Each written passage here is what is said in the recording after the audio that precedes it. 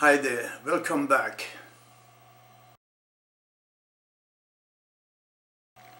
Nothing has done more damage to the American reputation abroad than the torture tourism. The outsourcing of humans for torture, alleged to have been involved in terrorist activities.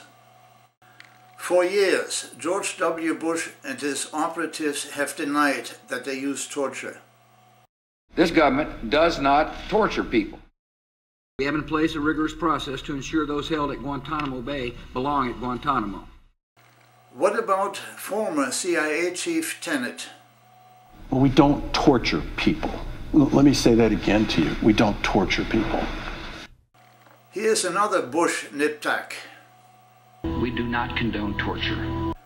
Here is Senator Sheldon Whitehouse of Rhode Island asking Attorney General Mukasey whether waterboarding is torture. Is that constitutional? If it amounts to torture, it is not constitutional. What about former CIA Chief Hayden? Do you believe that waterboarding is torture? The question of waterboarding, and I've tried to point this out in as many ways as I can publicly, is an uninteresting question for the Central Intelligence Agency.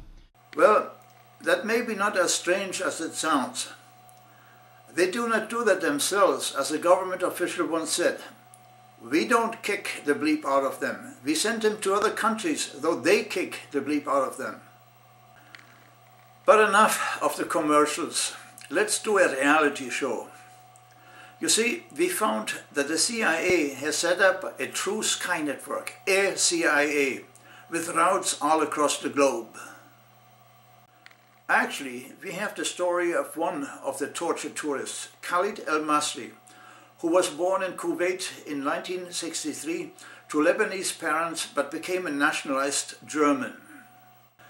On December 31, 2003, he went on vacation to Macedonia but was detained by border agents because his name al-Masri was similar to al-Masri, the latter wanted by the CIA. He was turned over to the CIA, who flew him on one of their routes to Afghanistan, where he was tortured, beaten and sodomized. Despite the fact that the CIA soon figured out that they had the wrong man, it took two, not one, order of Condoleezza Rice to release him, whereafter they flew him to Albania, where they dropped him off in the middle of nowhere. He turned to the ACLU, who filed suit but got nowhere.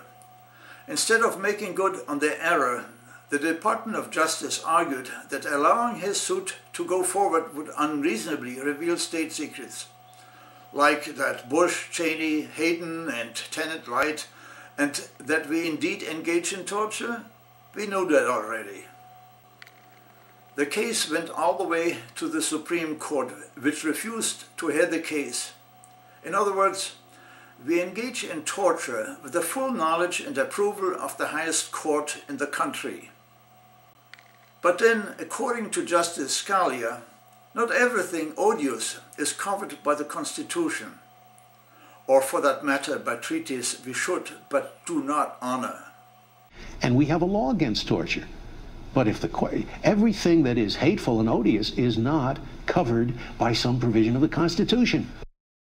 Surprise! As it turns out, there are still a few in government that have a problem with torture. Susan Crawford, for one. She is the one responsible to give the green light to prosecute terrorists.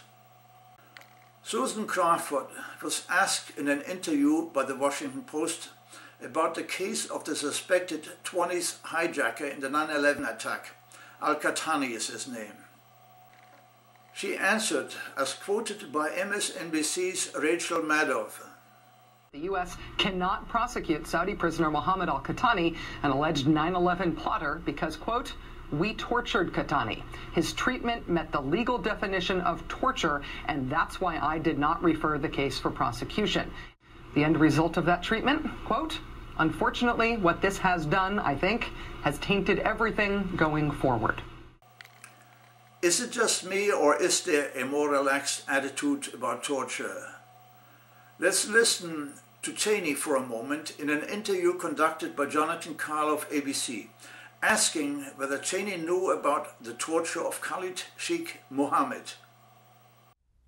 I was aware of the program, certainly, and involved in helping get the process cleared. That is, the agency, in effect, came in and wanted to know what they could and couldn't do. And they talked to me as well as others to explain what they wanted to do, and I supported it. There was a period of time there 3 or 4 years ago when about half of everything we knew about al-Qaeda came from that one source. He now not only admits that there is torture, but claims that it is also very effective. So it's been a remarkably successful effort. I think the results speak for themselves. Say what? He knew about torture? Was that a war crime confession? Maybe that is why Huffington Post claims that Cheney expects a pardon from Bush. I'm not sure where they get the stuff from. Why torture at all? Inflicting pain? Why? There are much better means around I'm not going to mention here, but that have been described in detail back in the 60s and 70s. Of course, that was before your time. Matthew Alexander, not his real name, published a book entitled How to Break a Terrorist, in which he describes some methods to get information from detainees without torture. Sir, thank you for your time tonight. Thanks for having me, Keith. So, as the title of your book would suggest, torture is not necessary to get the job done, not even useful? No, actually, it's extremely ineffective, and it's counterproductive to what we're trying to accomplish in both the short term and the long term. In the short term, when you torture somebody, it hardens their resolve. The information that you get is unreliable. And even if you do get reliable information, you're able to stop a terrorist attack. Al-Qaeda is then going to use the fact that we torture people to recruit new members, and then we're going to have to deal with a whole new wave of terrorists. Well, in the words of Rachel Maddow, this is the Bush-Cheney legacy when it comes to fighting terrorism in a sustainable, effective way. What a legacy indeed. I hope we will remember when the next Bush comes around and wants to get us whacked. Take care.